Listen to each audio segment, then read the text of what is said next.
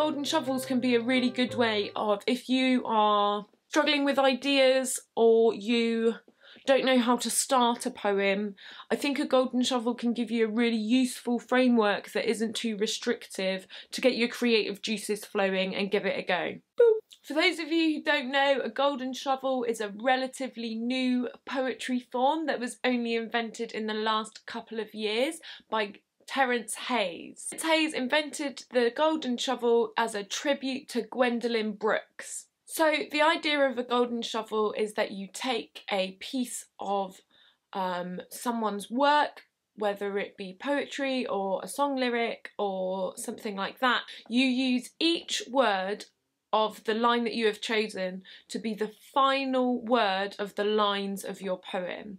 The original golden shovel by Terence Hayes used Gwendolyn Brooks's poem We Real Cool as the final words of his poem.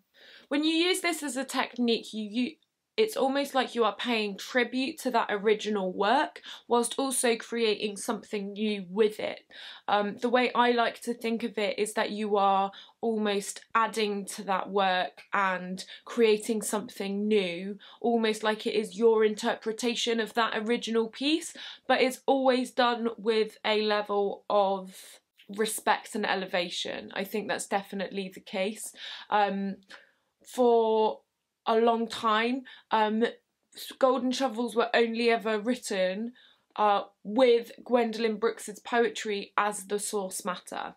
But you don't have to do it that way. You can pick whatever piece you want to for your golden shovel. The really cool thing about this form is that it is not difficult, which means you can be super creative with it and make it whatever you want, whether you're an experienced writer or whether you're just trying out for poetry for the first time. The golden shovel is a really good place to start. So the first thing is to come up with an idea, and when you're writing golden shovels you need to think about what your quote is going to be, or what the lines you're going to use are, and who you want to pay tribute to in that. The next thing, step 2, is to find a space to write, and I am back on my living room floor sat at my coffee table ready to go. Step 3, as usual, is to mind map.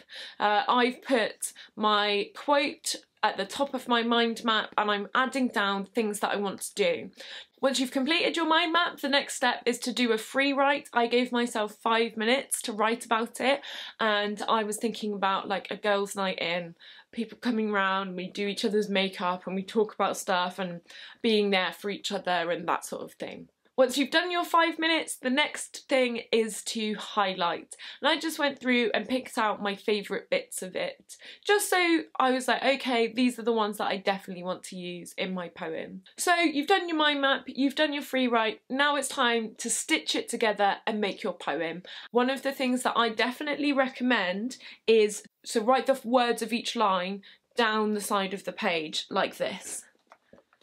So as you can see, this bit's my free write, but when I started by writing the words down the page like this, and then had this space to write the lines around them. The golden shovel. So this is something I wrote, and if I were to make this right line, and you see the last line, the last word of every line, the times they are changing, which is the line from a song. So that's what this format is. This format. You take a song, you take a line from a song, and you lay out the words one on each line, and then you write a poem wherein every line ends with one word.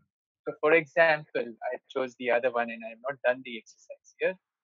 If I chose a very short song because I'm lazy and I chose Let It Be, then my poem would have 3 lines, with the first line ending with let, and the second with it, and the third with be. Here are a few of the poems from One Last Word. Truth. The truth is, every day we rise is like thunder, a clap of surprise, could be echoes of trouble or blossoms of blessing. You never know what garish or gorgeously disguised memories to be might rain down from above. So look up. Claim that cloud with the silver lining. Our job, if you ask me, is to follow it. See where it leads. Here's another poem called A Safe Place. Dream killers daily walk the streets you and I travel, trying to trip us up. But we can give them the slip. I have learned to protect my heart songs. I keep them wrapped in the well wishes of my family, the encouragement of my truest friends. Sometimes, using pen and ink, I anchor my dreams and let them sink in the margins of a diary, or maybe I slide them in a smooth sandalwood box buried beneath my bed. But a dream called impossible? That I tuck safely between the silken folds of my private thought. Tough as steel, thin as cloth. Those are Golden Shovel poems, and each one starts with a borrowed line from an existing poem by another poet. In this case, I borrowed a line from the Harlem Renaissance poets Jean Toomer, Countee Cullen, and Georgia Douglas Johnson, some of my favorites. Now, the first thing you do in a Golden Shovel poem is find the line that you want to borrow. And once you've found the line you want to borrow, take the words and line them up one at a time in the right margin so that it looks like this, in the right margin. Then you write a new poem with each line ending in one of those words.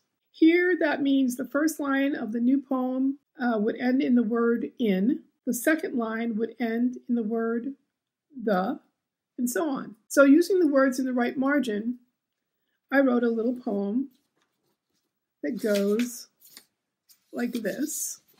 I'm going to read it, and I'm also going to show you what it looks like. I wake and shake off the morning as Mom tiptoes in. Rise and shine, she whispers, always the same old song. Get up, right now. I groan on cue, but she gives me no margin. This is what that looks like.